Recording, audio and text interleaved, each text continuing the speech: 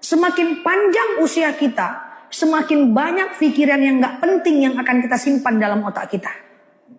Maksud saya apa sih ngomong ini? Bapak Ibu yang saya sayangi karena Allah, hidup ini gak ada yang ideal.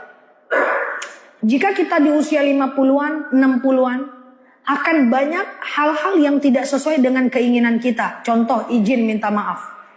Kadang-kadang anak udah dewasa tapi belum mandiri, bawa beban pikiran. Kadang-kadang menantu tidak pernah ngunjungin kita, bawa lagi beban pikiran. Kadang-kadang lo anak kok gak pernah ke rumah ya, bawa lagi masuk lagi dalam file otak kita.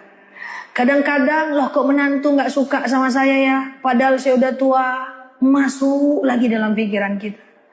Lah kita sakit kok anak gak datang ya ke rumah, masuk lagi dalam pikiran kita. Oh kok saya udah lama gak dikunjungin anak ya, sampai ada orang tua yang bilang tunggu mati aku dulu baru kalian datang, masuk lagi dalam pikiran orang tua. Kadang-kadang kita pergi majelis taklim, rumah kayak gitu kondisinya, kawan-kawan menyinggung kita pula, masuk lagi dalam kepala kita. Saya ingin berpesan kepada, saya anggap sebagai orang tua saya lah. Ini juga saya bilang sama orang tua kandung saya. Di usia mak, di usia bapak sekarang ini, fokus aja gimana caranya masuk surga. Kalau ada anak menantu yang tak sesuai keinginan hati kita, ikhlaskan. Kalau ada anak yang masih melawan, ingatkan, ikhlaskan. Ibaratnya tawakal, detachment. Kita gak bisa merubah itu semuanya. Kalau ada kita sakit, kok gak dikunjungi ya? Kok gak datang juga ya? Anakku mapan kok gak bantu aku ya? Ikhlaskan. Kok ikhlaskan Ustazah? Selamatkan pikiran kita. Selamatkan pikiran kita. Hidup ini tidak ideal Bapak Ibu.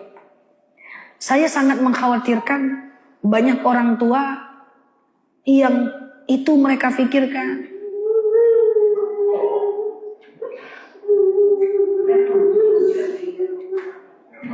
Nggak apa-apa Bu. Iya.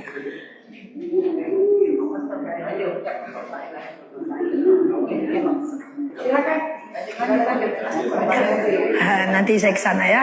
Aman ya Bu? Insyaallah. Enggak apa-apa.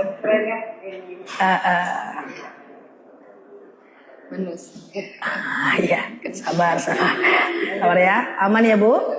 Oke. Ikhlaskan. Itu karena kalau kita simpan Bu, itu ibarat file yang ada dalam handphone. Nggak penting kita simpan dalam-dalam.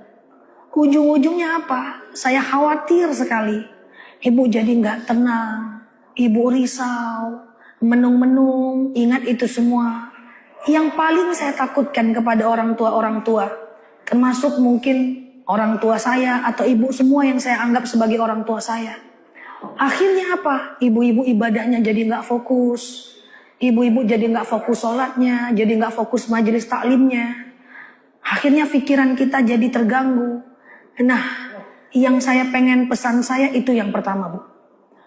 Akan banyak hal di luar kondisi kita. Kira-kira Bapak Ibu bisa mengikhlaskan itu semua? Kira-kira Bapak Ibu bisa ikhlaskan itu semua?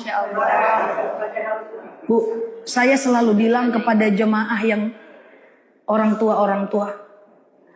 Apapun kondisi anak kita, menantu kita, saya izin minta maaf. Paksakan diri tetap ridhoi mereka ya. Karena kalau karena sikap mereka kita nggak ridho, kita udah mau meninggal Bapak Ibu.